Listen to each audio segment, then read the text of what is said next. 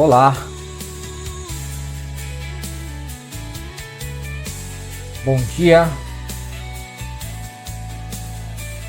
boa tarde, para você que está me acompanhando. Eu sou Alex, amigo de vocês, trazendo aqui uma palavra, a palavra do nosso Deus, Deus Criador dos céus e da terra. Santo, santo e bendito é o nosso Deus, porque não há outro Deus além do Senhor. Sejam todos muito bem-vindos. Fiquem comigo hoje, mais um dia na presença. Hoje é dia 21, uma quinta-feira abençoada. Estaremos hoje fazendo mais uma leitura da Bíblia, da Palavra de Deus aqui no programa Palavra Viva. Fica aí comigo, não saia, assista toda essa live. Você que vai assistir depois pelo YouTube, pelo Substack, pelo Hubble, você que está ao vivo agora no Facebook, compartilha essa live com mais alguma pessoa, porque quando você compartilha, quando você dá o gostei, o Facebook entende, o YouTube entende que você gostou do vídeo e ele vai mandar para mais pessoas. Então por isso é importante que você compartilhe. Para quem não me conhece, eu sou Alex César, do canal Palavra do Avivamento no Facebook, e Alex César ou Alex Cristão no Facebook, no Hubble e no Substack, que estamos também transmitindo agora por essa plataforma chamada Substack. É uma nova plataforma de streaming de vídeo, é que nem o YouTube, mas é muito melhor ainda. Mas o YouTube ainda é uma ótima plataforma.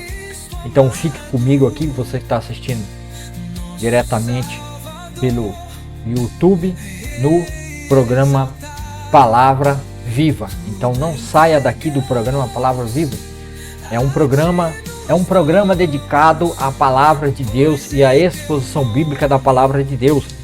Então, desde já peço a você que acompanha a leitura, se inscreva no canal, não deixa de se inscrever no canal, dá o joinha, o like, que assim o YouTube entende que você gostou. Então, nós vamos fazer sempre a leitura aqui na Bíblia Transformadora, Bíblia Sagrada, nova versão transformadora, NVT, tem 4 cores. Você pode comprar essa Bíblia e tem um aplicativo que você pode baixar o aplicativo, e no aplicativo tem devocional, estudo, multimídia, impressa, Bíblia impressa. Você tem a Bíblia no papel, que é a Bíblia impressa. Você tem todos os estudos que você vai acompanhar. A Bíblia tem leitura para reflexão, inspiração, sugestões de planos de leitura. Nós temos panorama dos livros, notas textuais, artigos temáticos, perfis de personagens. Nós temos uma série de coleta grande, formato slim, curtinha, encadernação de luxo, couro sintético. Tá? E no áudio nós temos áudio integral da Bíblia NVT, mapas interativos e vídeos informativo, Bíblia de estudo. Então temos a leitura, a reflexão, inspiração, sugestões de planos. É uma Bíblia completa que você vai ter na sua casa, na sua vida, para você acompanhar. E outra, o estudo dessa Bíblia não está dentro da Bíblia. O estudo dessa Bíblia está dentro do aplicativo. Isso mesmo. O estudo está dentro do aplicativo, que você vai ter tudo na palma da sua mão, ou no seu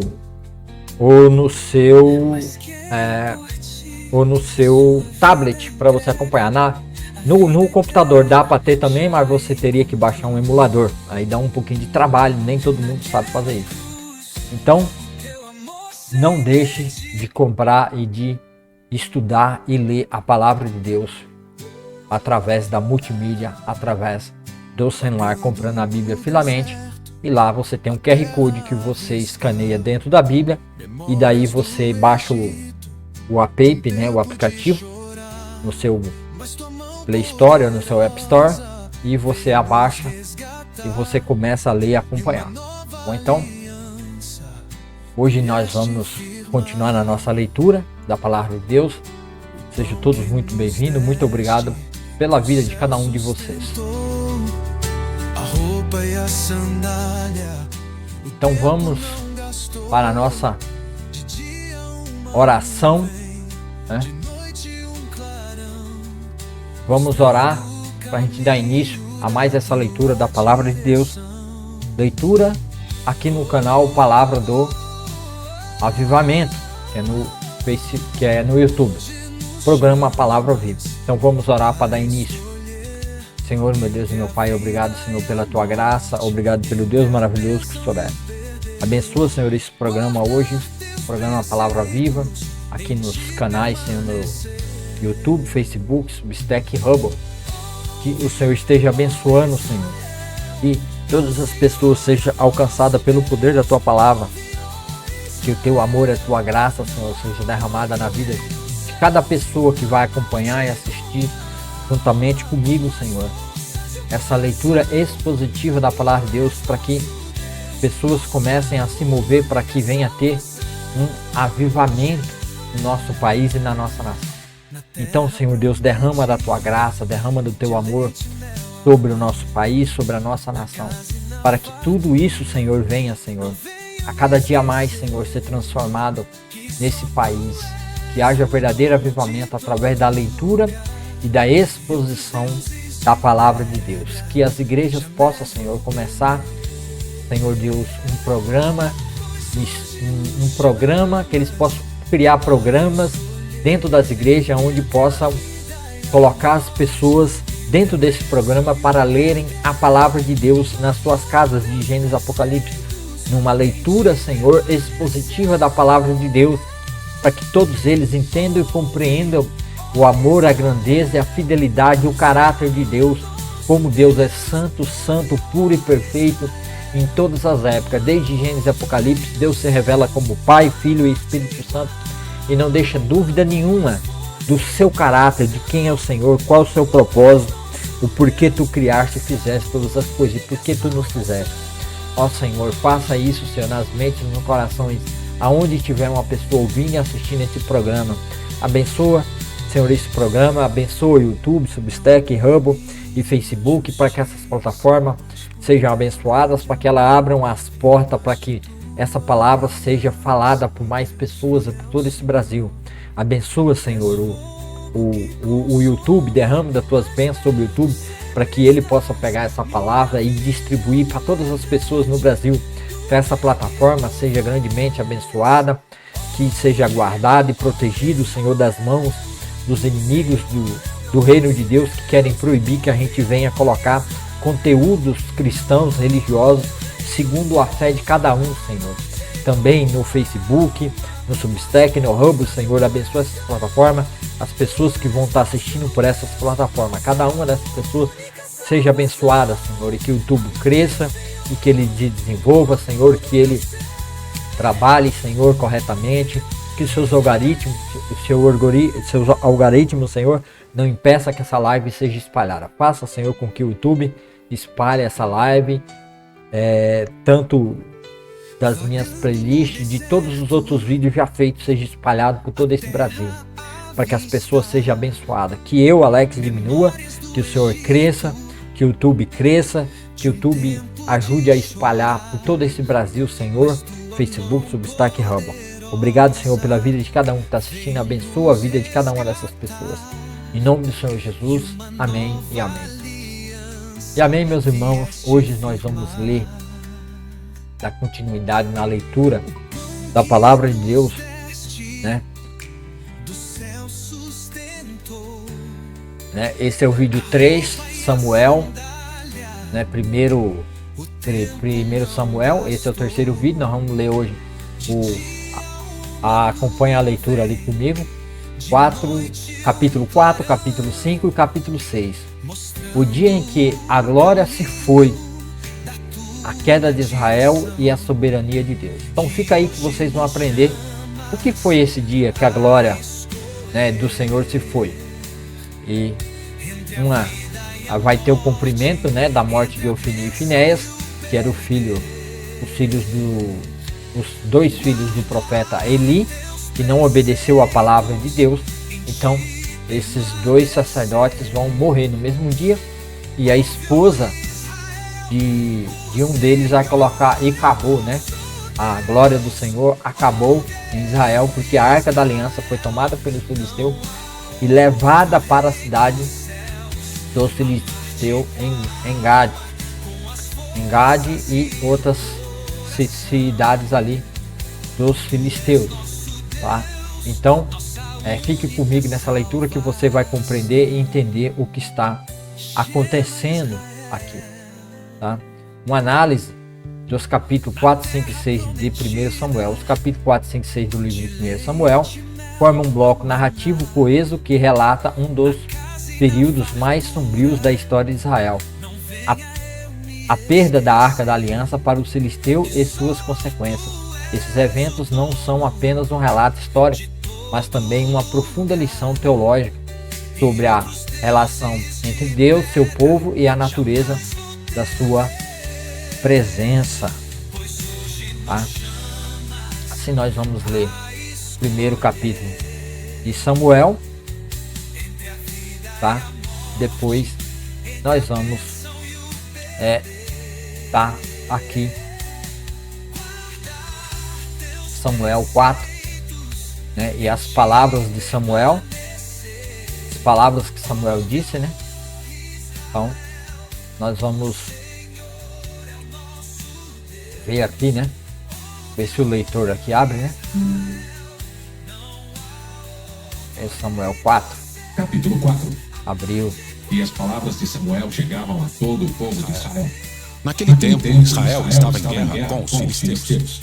O exército israelita tinha acampado perto de Ebenezer e os filisteus acamparam em Afeque. Os filisteus atacaram e derrotaram o exército de Israel, matando cerca de 4.000 homens. Terminada a batalha, os soldados voltaram para o acampamento e as autoridades de Israel se perguntaram: por que o Senhor causou essa derrota diante dos filisteus?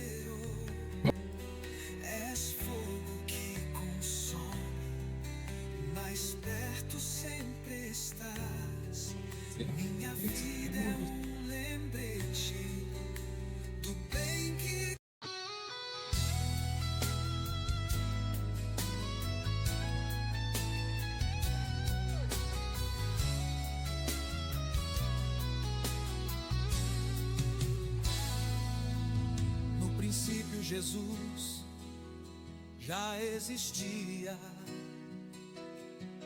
No princípio, Jesus, que é a palavra, já existia.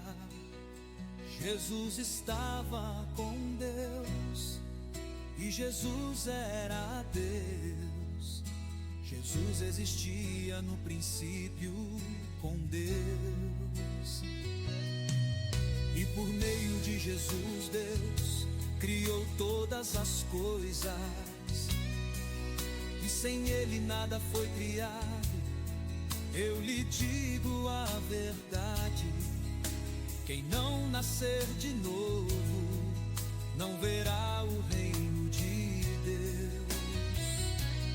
Eu lhe digo a verdade: ninguém pode entrar no reino de Deus sem nascer da água e do Espírito. Peraí, pessoal, parece que não tá saindo o áudio para vocês, né?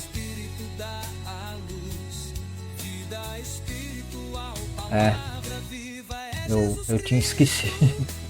Perdão, tá, pessoal? Eu tinha esquecido de abrir aqui o aplicativo, o áudio do aplicativo, tá? Mas nós vamos começar de novo, tá bom? Capítulo 4. E as palavras de Samuel chegavam a todo o povo de Israel. Naquele tempo, Israel estava em guerra com os filisteus. O exército israelita tinha acampado perto de Ebenezer e os filisteus acamparam em Afeque. Os filisteus atacaram e derrotaram o exército de Israel, matando cerca de 4.000 homens. Terminada a batalha, os soldados voltaram para o acampamento e as autoridades de Israel se perguntaram: por que o Senhor causou nossa derrota diante dos filisteus? Vamos trazer a arca da aliança do Senhor desde Siló, para que esteja conosco e nos livre do poder do inimigo. Então enviaram homens a Siló para trazer a arca da aliança do Senhor dos Exércitos, que está entronizado entre os querubins. Ofni e Finéias, os 2 filhos de Eli, acompanharam a arca da aliança de Deus. Quando todos os israelitas viram a arca da aliança do Senhor entrando no acampamento, soltaram gritos de alegria tão altos que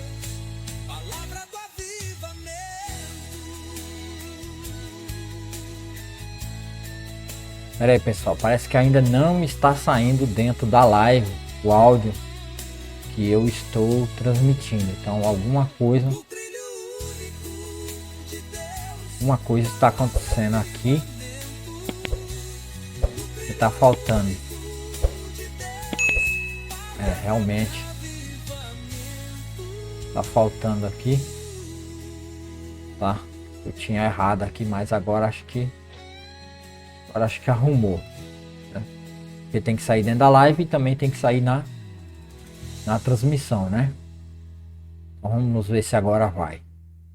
Agora é para ir. O Senhor nos ajude aí, né? Para que não tenha mais problema, né? Capítulo 4. E as palavras de Samuel chegavam a todo o povo de Israel. Naquele tempo, Israel estava em guerra com os filisteus. O exército israelita tinha acampado perto de Ebenezer e os filisteus acamparam em Afeque. Os filisteus atacaram e derrotaram o exército de Israel, matando cerca de 4.000 homens. Agora beleza, tá saindo. Terminada a batalha, os soldados voltaram para o acampamento e as autoridades de Israel se perguntaram: por que o Senhor causou nossa derrota diante dos filisteus? Vamos trazer a arca da aliança do Senhor desde Siló, para que esteja conosco e nos livre do poder do inimigo. Então enviaram homens a Siló para trazer a arca da aliança do Senhor dos Exércitos, que está entronizado entre os querubins. Ofni e Finéias, os 2 filhos de Eli, acompanharam a arca da aliança de Deus. Quando todos os israelitas viram a arca da aliança do Senhor entrando no acampamento, soltaram gritos de alegria tão altos que fizeram o chão tremer. O que está acontecendo? Perguntaram os filisteus. O que significam esses gritos no acampamento dos hebreus? Quando souberam que era porque a arca do Senhor havia chegado, entraram em pânico. Os deuses vieram ao acampamento deles. Disseram: estamos perdidos. Nunca enfrentamos uma coisa assim antes. Estamos perdidos. Quem nos salvará desses deuses poderosos? São os mesmos deuses que destruíram os egípcios com pragas, quando Israel estava no deserto. Tenham coragem, filisteus. Sejam homens. Do contrário, acabaremos como escravos dos hebreus, assim como eles se tornaram nossos escravos. Sejam homens e lutem. Então os filisteus saíram para a batalha e Israel foi derrotado. A matança foi grande. 30.000 soldados israelitas morreram naquele dia. Os sobreviventes deram meia volta e fugiram para suas tendas. A arca de Deus foi tomada e Ofni e Finéias, os 2 filhos de Eli, foram mortos. Um homem da tribo de Benjamim correu do campo de batalha e chegou a Siló ainda naquele dia. Tinha rasgado suas roupas e colocado pó sobre a cabeça. Eli estava sentado numa cadeira ao lado da estrada, esperando para ouvir as notícias da batalha, pois seu coração tremia pela segurança da arca de Deus. Quando o mensageiro chegou e contou o que havia acontecido, gritos ressoaram por toda a cidade. Eli ouviu os gritos e perguntou: o que é esse barulho todo? O mensageiro correu até Eli e contou-lhe a notícia. Eli estava com 98 anos e já não conseguia enxergar. Acabo de chegar do campo de batalha, disse o mensageiro. Fugi de lá hoje mesmo. Eli perguntou: o que aconteceu, meu filho? O mensageiro respondeu: Israel foi derrotado pelos filisteus e o povo foi massacrado.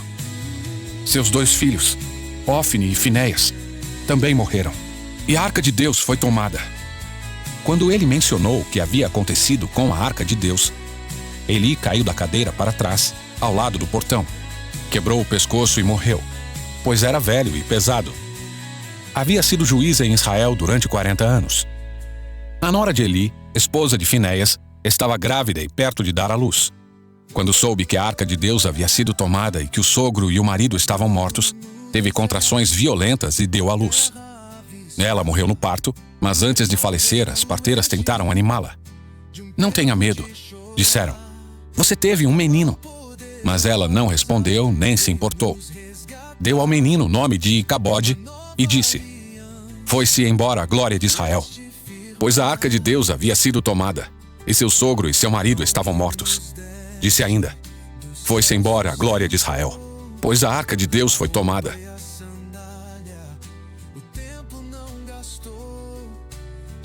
Capítulo 5.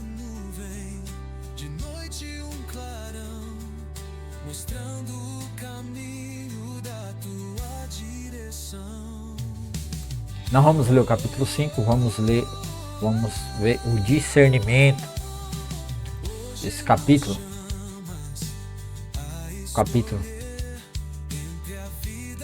Capítulo 4, né? A tragédia.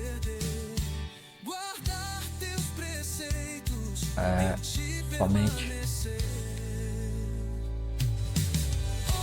Deixa eu fazer um negócio aqui.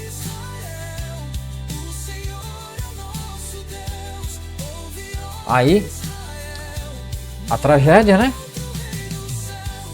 A tragédia da derrota. Esse capítulo começa com uma guerra entre Israel e os filisteus. O exército de Israel, confiando em sua própria força, sofre uma derrota humilhante. Em uma tentativa desesperada de mudar o rumo da batalha, eles trazem a arca da aliança do santuário de Siló.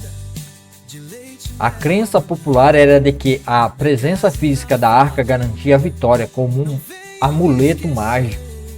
No entanto, o resultado ainda mais desastroso. A arca é capturada e a derrota de Israel é completa. A notícia da perda da arca e da morte dos filhos de Eli, Ofni e Finéias, atinge o sumo sacerdote Eli. A tristeza é tão grande que ele cai para trás, quebra o pescoço e morre. O capítulo termina com a nora de Eli ao dar à luz seu filho, nomeando-o Icabode, que significa a glória se foi de Israel, simbolizando a perda da presença de Deus. A principal lição desse capítulo é que a fé não se baseia em rituais vazios ou objetos sagrados, mas em uma verdadeira relação com Deus. Os israelitas confiaram na arca, um símbolo, em vez de confiar no Deus que a arca representava. Aí o capítulo 5, não vamos ler o capítulo 5, né? Que a gente vai partir depois para a leitura, né? A leitura do capítulo 5, né? Esse é o discernimento. Mas eu tenho algo importante a dizer, né? Uma das coisas importantes também é que você, né, se inscreva no canal Palavra do Avivamento, né? E dá o joinha, o like, que o YouTube entende que quando você dá o joinha, o like, ele manda para mais pessoas e mais pessoas têm a oportunidade de aprender corretamente a palavra de Deus. Tá certo? Então, combinado assim, que vocês vão dar o joinha e vão compartilhar, ou vão dar um restaque e vão compartilhar com seus amigos no Robo. Uma coisa muito importante que nós vemos aqui na palavra de Deus e que precisamos ter ciência e aprender é que como naqueles dias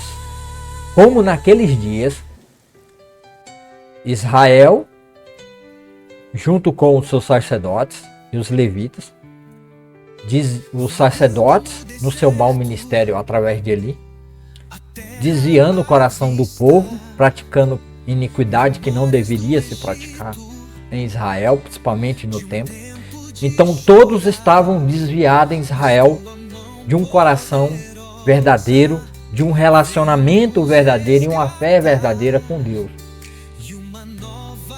E eles pegam o objeto que representava a presença de Deus, que é a Arca da Aliança, onde estavam as duas pedras que Moisés fez e o Senhor escreveu naquelas pedras. Eles pegaram a arca e levaram para a batalha, confiando que por o mero símbolo da arca, que é o símbolo, a arca no meio deles, ia fazer com que eles vencessem e tivessem vitória sobre aquelas situações, sobre aquela situação que eles estavam vivendo. Pois muito bem, eu também no dia de hoje, eu tenho um alerta desse mesmo povo que está praticando a mesma coisa.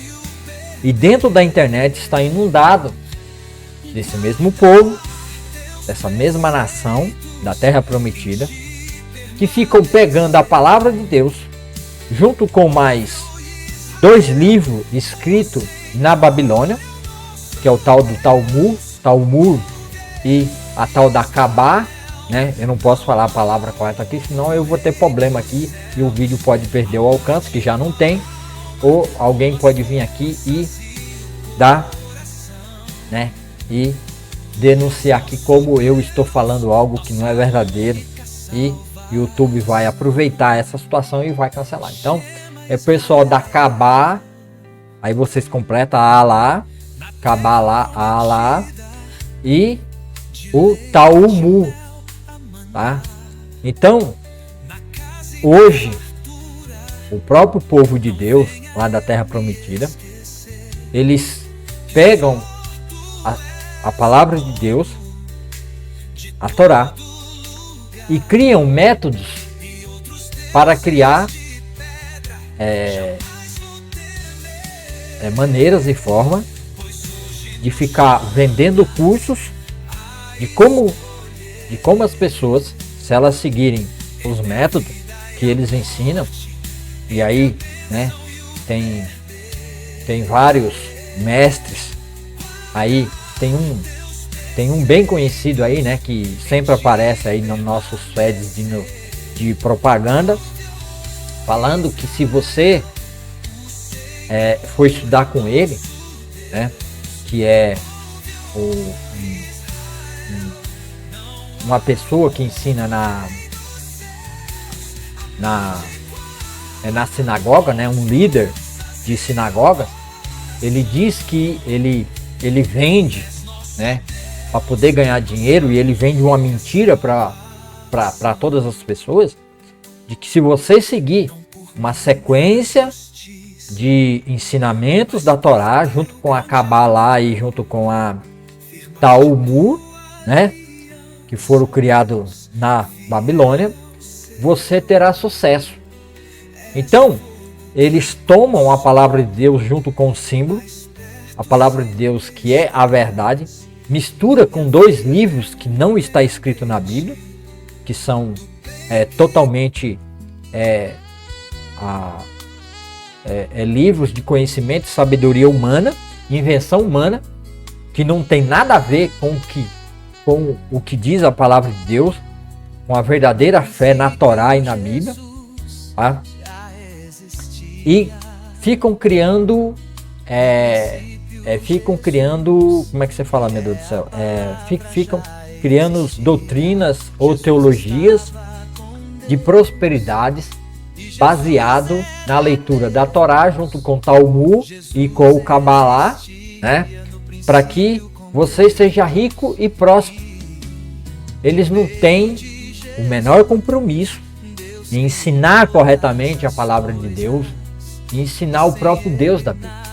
Eles querem apenas vender curso, e para isso eles criam livros, narrativas e fórmulas para vender para você, que se você seguir o que eles estão dizendo, desse sarapatel, desse mix, né, desse spin que eles pegam a palavra de Deus, Talmud e Kabá, e criam fórmulas mágicas que, se você seguir, você será próspero.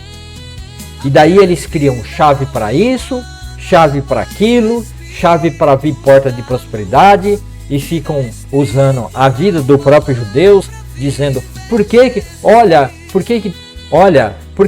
os judeus são prósperos? Olha, por que a comunidade judaica eles são prósperos? Por que os judeus adquirem riquezas? Por que os judeus são donos das maiores indústrias, das maiores empresas americanas, europeias, né? Por que os judeus estão, né, por trás de muitos bancos, são muitos grandes banqueiros? Porque tudo isso, toda essa riqueza vem a partir de chaves que estão escritos, se você seguir dentro da palavra de Deus e da Torá, usando como princípio a Kabbalah ou a Torá, e daí você vai aprender e vai descobrir os pontos aonde você também tem a oportunidade de ser rico e de prosperar nesse mundo. É essa a fala deles. Mas o que a palavra de Deus realmente, o que Deus revela na sua palavra é que Ele é um Deus que Ele quer ter um relacionamento pessoal. Ele quer ser um Deus pessoal. E o propósito de Deus na palavra não é riqueza. Nunca foi riqueza. A riqueza na nação de Israel, a prosperidade de Israel, foi algo usado por Deus na terra de Israel, que a lei é na terra. Ali, na terra de Israel, está a bênção se eles obedecerem e amarem a Deus e servirem. Qual é o maior mandamento? Amarás o Senhor teu Deus de todo o teu coração e de toda a tua alma, e o teu próximo como a ti mesmo. Assim disse o Senhor Jesus. Esse é o cerne da vontade de Deus, que o povo o ame, que o povo tenha um relacionamento pessoal. Então, essa história desses mestres, né, de sinagogas, né, os mestres da sinagoga, tudo isso aí é uma invenção humana, mentira, que te desvia da verdade que está na palavra e te coloca numa condenação que vai te levar ao inferno. Foi isso que Jesus disse para os mestres da lei e os fariseus daquele tempo. Vocês rodam o mundo para fazer o quê? Para fazer um convertido que não é da nação de Israel. Mas ao fazer esse convertido que não é da nação de Israel, vocês tornam eles 10 vezes mais digno, merecedor do inferno, que é um prosélito, né? Você converter alguém ao judaísmo sem ser judeu, né? Vocês circulam o mundo para fazer um prosélito. E depois de o fazer, eles se tornam, né, eles merecedores do inferno 2 vezes mais do que vocês. Por quê? Porque é apenas fórmulas e símbolos que eles criam como amuleto para convencer as pessoas de que se eles seguirem os seus ensinamentos, os seus amuletos, serão prósperos, terão prosperidade na terra, terão uma vida boa em abundância. Por quê? Porque tomaram a palavra de Deus nos mandamentos de Deus a respeito de que o povo de Israel, se eles se santificassem na terra, a bênção está ligada à terra, não está ligado fora da terra. Tá? Se eles obedecessem a Deus e ouvissem a palavra de Deus e fossem fiéis ao Senhor e o amassem de todo o teu coração e de toda a sua alma e cumprissem a lei e a justiça na terra, Deus os abençoaria e os guardaria de todos os seus inimigos e prosperaria eles. Aqui não tem gentio, os gentios estão fora. Até Jesus vir, até Atos 2, que é a igreja, os gentios estavam debaixo da maldição e não debaixo de bênção.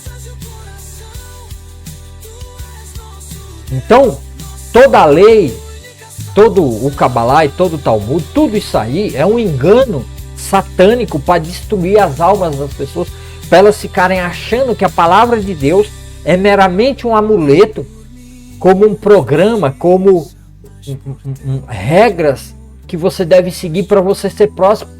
E que se você seguir corretamente aquelas regras, né, que esses mestres da sinagoga, né, criam, você será próspero. Isso é mentira. Deus não diz isso na palavra, que se você seguir tais regras da Torá, Cabalá ou Talmud, você vai ser próspero e Deus vai lhe abençoar porque você está praticando e fazendo essas coisas. Aqui nós temos o exemplo, e eu estou aproveitando, né? Eu estou fazendo essa digressão, né? Eu estou saindo fora do assunto para poder tratar esse assunto que é pertinente porque tá em voga, tá muito colocado aí. E isso já levou muitos países à miséria, à destruição. E eu digo mais, foi esse tipo de ensinamento, esse tipo de mestre da sinagoga que pavimentou e preparou o mundo no passado para a segunda G global que houve.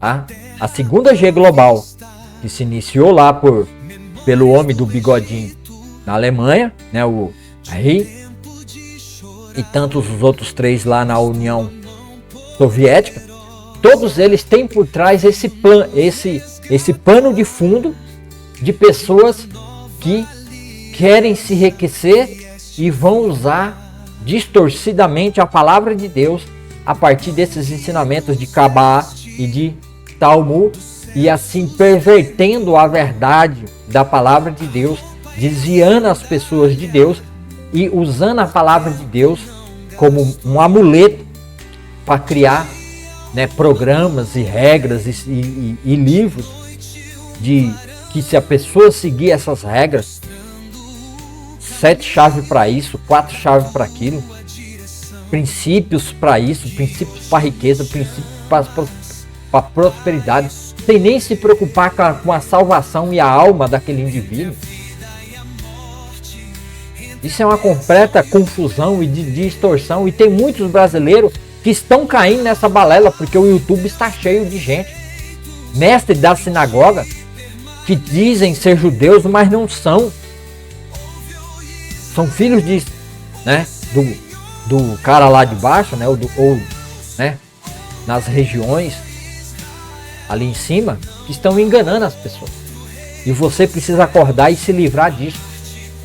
Não adianta pegar a arca do Senhor e levar no momento de confusão, de conflito, de atrito que Deus já determinou que ia destruir Ofni, Finés, e a casa do Senhor entraria em aflição pela arca sendo tomada.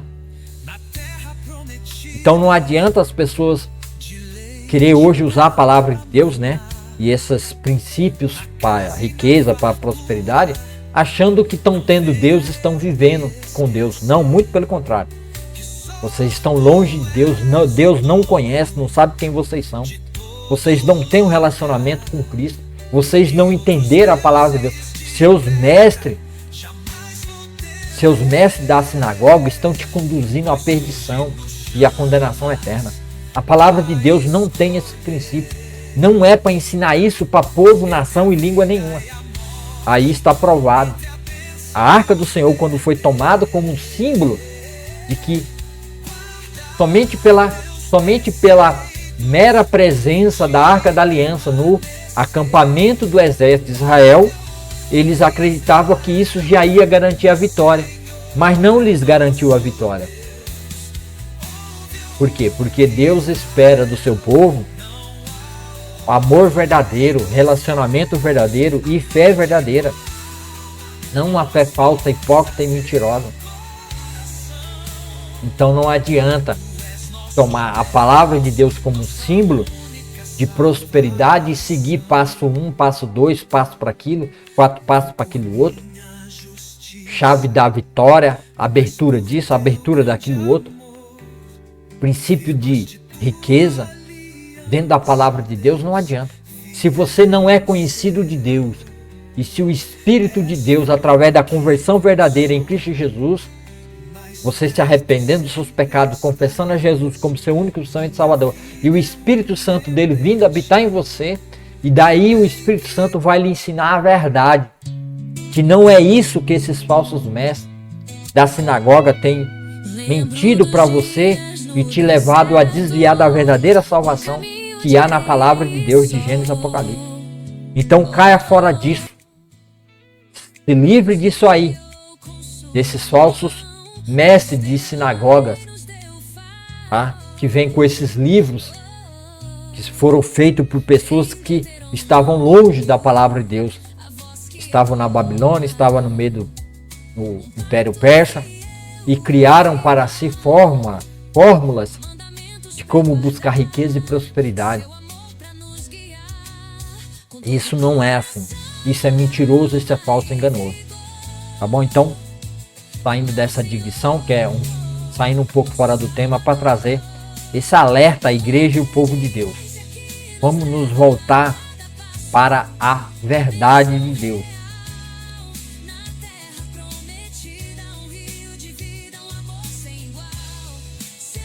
Depois de ter lido o discernimento, agora vamos para a leitura,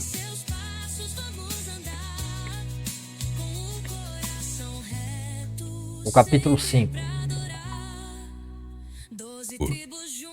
Depois que tomaram a arca de Deus, os filisteus a levaram do campo de batalha em Ebenezer para a cidade de Asdod. Levaram a arca de Deus para o templo de Dagom e a colocaram ao lado de uma estátua de Dagom. Contudo, na manhã seguinte, quando os moradores de Asdod se levantaram, viram que Dagom estava caído com o rosto em terra diante da arca do Senhor.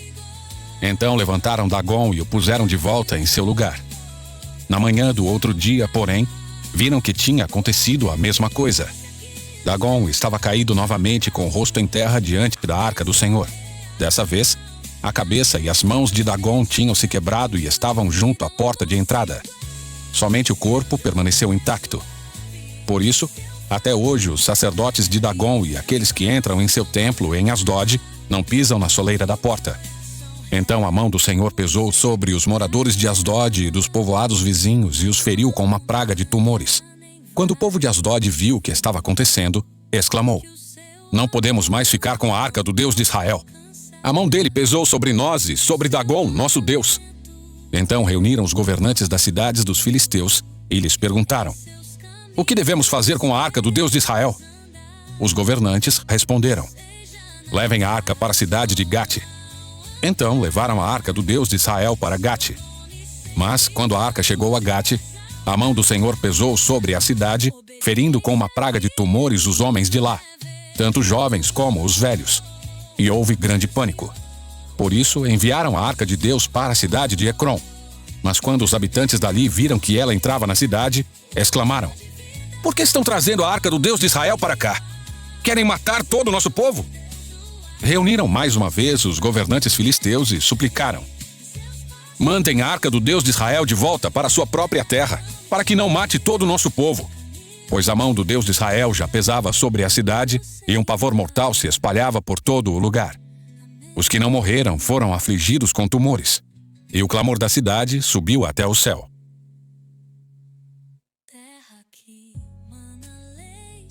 Capítulo 6.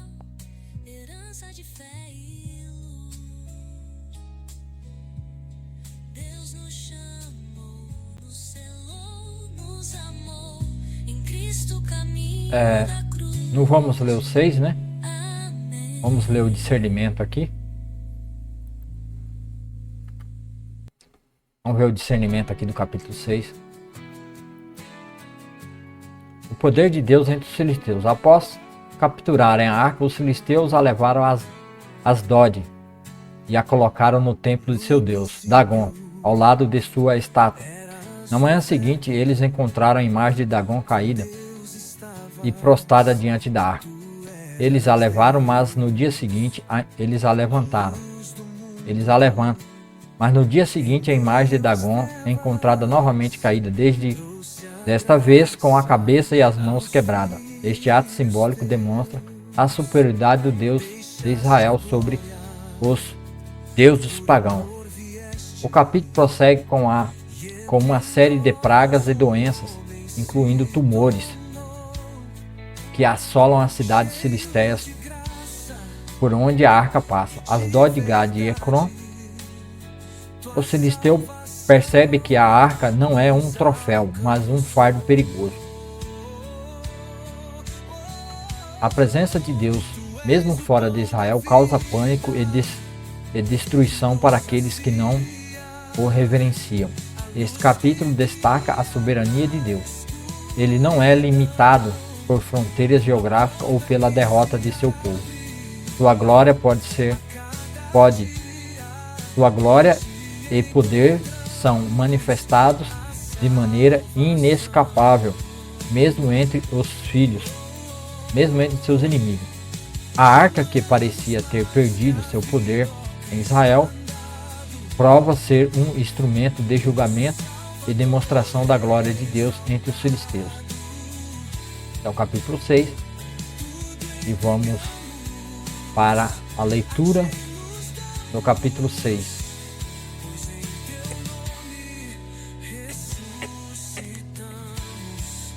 Diante de Lázaro choraste, Ao todo, a arca do Senhor permaneceu 7 meses em território filisteu. Então os filisteus chamaram seus sacerdotes e adivinhos e lhes perguntaram: o que faremos com a arca do Senhor? Digam-nos como devemos mandá-la de volta para sua própria terra. Eles responderam: se vocês vão mandar a arca do Deus de Israel de volta, enviem com ela uma oferta pela culpa, para que cesse a praga. Então, se forem curados, saberão que foi a mão dele que causou a praga.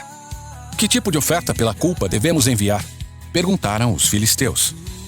Eles responderam: uma vez que a mesma praga atingiu vocês e seus 5 governantes, façam 5 tumores de ouro e 5 ratos de ouro, como os que devastaram sua terra. Façam essas imagens de tumores e de ratos para demonstrar honra ao Deus de Israel. Quem sabe ele pare de afligir vocês, seus deuses e sua terra. Não endureçam o coração como fizeram o faraó e os egípcios, que só deixaram Israel partir quando Deus os castigou severamente. Agora construam uma carroça nova e escolham 2 vacas que tenham acabado de dar cria e sobre as quais nunca tenha sido colocada a canga de um arado. Atrelem as vacas à carroça, mas prendam num curral os bezerros recém-nascidos.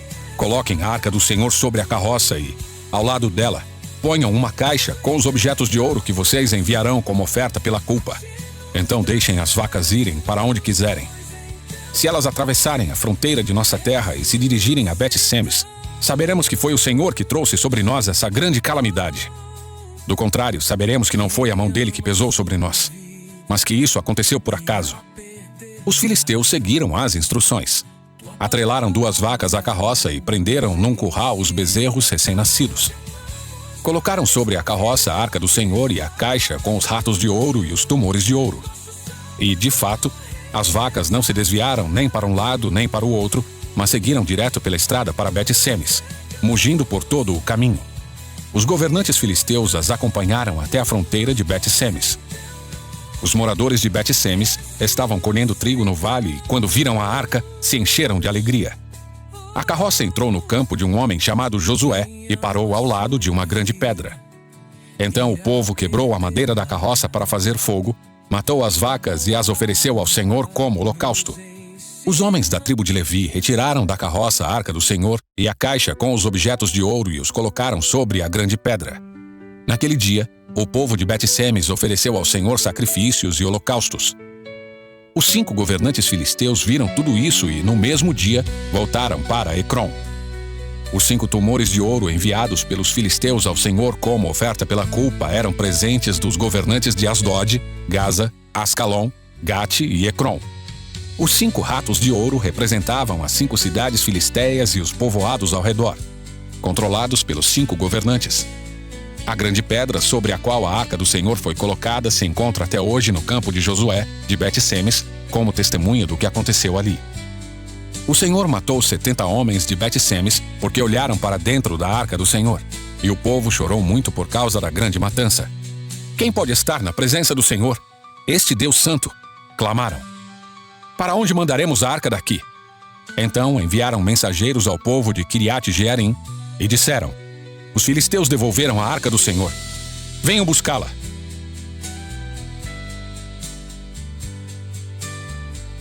Capítulo 7.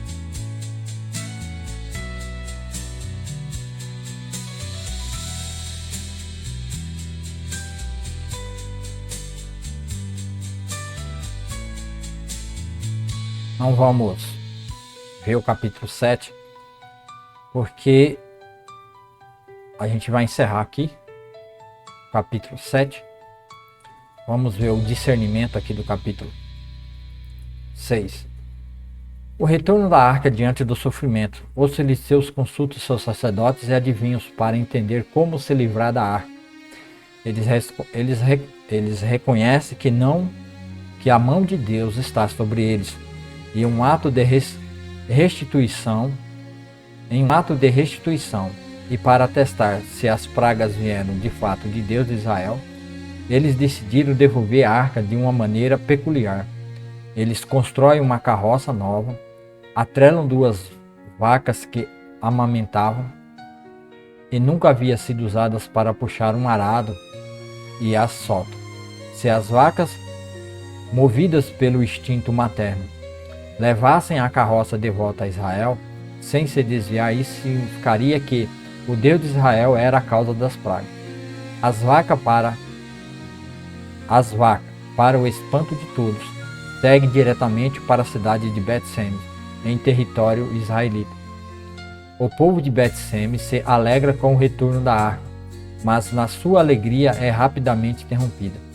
Alguns homens, movidos por curiosidade ou desrespeito, olham dentro da arca, violando a lei divina. Por causa disso, muitos são mortos. Isso reforça a ideia de que a santidade de Deus é perigosa e deve ser tratada com reverência. A arca é finalmente levada para a casa de Abinadab em Kiriat Jearim, onde permanece por muitos anos. Este capítulo ensina que a glória de Deus não pode ser domesticada. A presença divina, mesmo quando retorna, exige santidade e respeito absoluto. O episódio em Bet-Semes serve como um lembrete de que a reverência a Deus é tão crucial quanto o arrependimento e o reconhecimento de seu poder. Então aqui, encerra essa leitura de hoje, a leitura aqui nos capítulos 1, 2 e 3 do primeiro livro de Samuel. Não deixem de estarem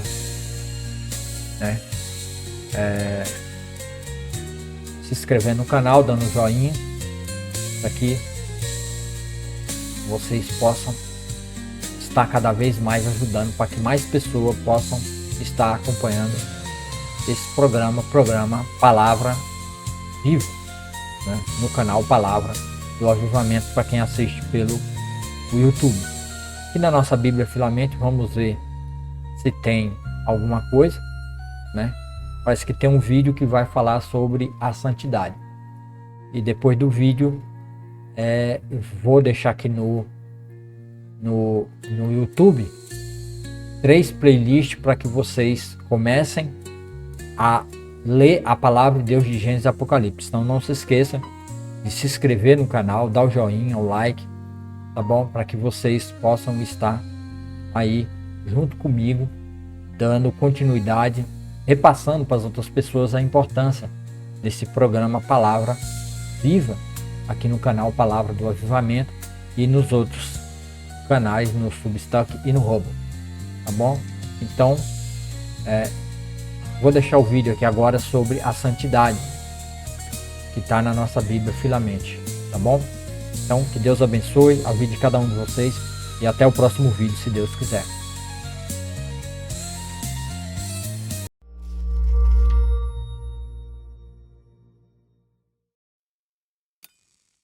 Você já ouviu a palavra santo ou cantou a palavra santo alguma vez numa música na igreja? Para quase todo mundo, a ideia tem a ver com ser uma pessoa moralmente boa.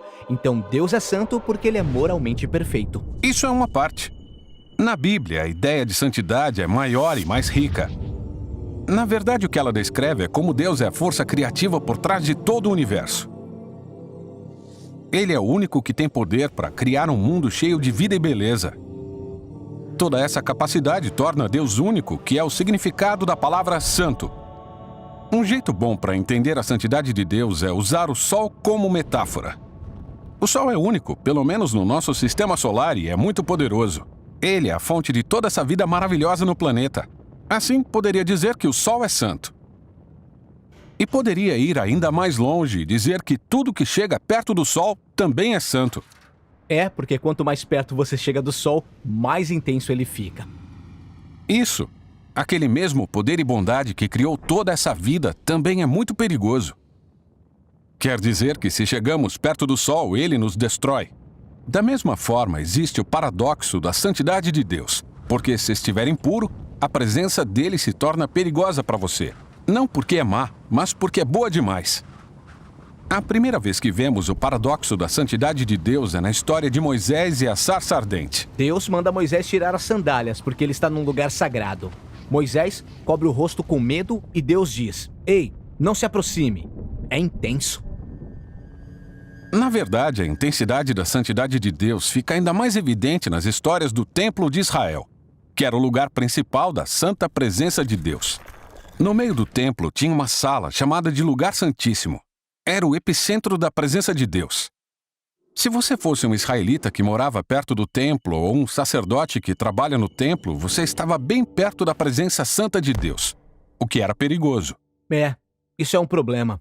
Então, como funciona? Na Bíblia, a solução é que você precisa se tornar puro.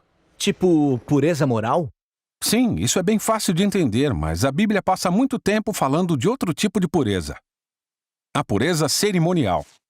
É um estado em que você se afasta de qualquer coisa relacionada à morte, como tocar pele doente, um morto ou ainda fluidos corporais. Tudo isso deixa você impuro. E ficar cerimonialmente impuro não é necessariamente pecado. O que é errado é entrar na presença de Deus quando você está impuro.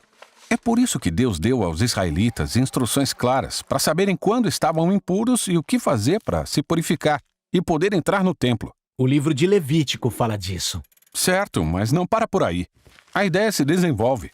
Mais tarde nas Escrituras, lemos uma história contada pelo profeta Isaías. Ele tem uma visão estranha, em que está no templo e na presença de Deus.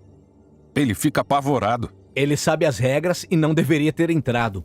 E ele tem medo de ser destruído. Então essa criatura estranha, chamada Serafim. Bem estranha mesmo. Isso. Ela voa até ele, carregando uma brasa quente. Depois toca sua boca com a brasa. E então diz o seguinte: sua culpa é removida e o seu pecado está perdoado. Essa brasa ardente de alguma forma torna Isaías puro. Isso é extraordinário, porque normalmente quando tocamos algo impuro, isso transfere sua impureza para nós. Mas agora temos uma ideia totalmente nova. Essa brasa, um objeto muito santo e puro, toca Isaías e transfere sua pureza para ele. Ele não é destruído pela santidade de Deus, mas é transformado por ela. E as consequências disso são enormes. Outra coisa acontece, mas com outro profeta, Ezequiel. Ele está no templo e tem essa visão de água pingando para fora dele. Então essa água vira um riacho, que cresce e vira um rio profundo, que flui pelo deserto, deixando tudo verde por onde passa. Depois ele deságua no Mar Morto, dando vida a tudo. Então, em vez de primeiro se tornar puro e depois entrar no templo, a santidade de Deus sai do templo e torna as coisas puras, gerando vida. O que isso significa? Não sabemos, até encontrarmos este homem, Jesus. Ele afirma estar cumprindo essas visões antigas, mas de jeitos novos e surpreendentes. Jesus andava por aí tocando pessoas impuras, pessoas com doenças de pele, uma mulher com sangramento crônico, pessoas mortas. Quando ele as toca, a impureza delas deveria contaminar Jesus, mas em vez disso, a pureza de Jesus se transfere para elas, curando seus corpos. Jesus é como a brasa santa na visão de Isaías. Certo. E Jesus afirmou que ele era a personificação humana da própria santidade de Deus, e que ele e os seus seguidores agora eram o seu templo, para que por meio deles, a presença santa de Deus pudesse sair pelo mundo, trazendo vida, cura e esperança. Então é por isso que Jesus disse que dos seus seguidores fluiriam rios de água viva. E essa é a parte da história onde nós estamos agora. Mas para onde ela vai? As últimas páginas da Bíblia terminam com uma visão final sobre a santidade de Deus, contada por um homem chamado João. Na visão dele, vemos o mundo inteiro completamente renovado, e toda a terra se tornou o templo de Deus. E o rio de Ezequiel está lá, fluindo da presença de Deus, inundando a criação, removendo toda a impureza e trazendo tudo de volta à vida.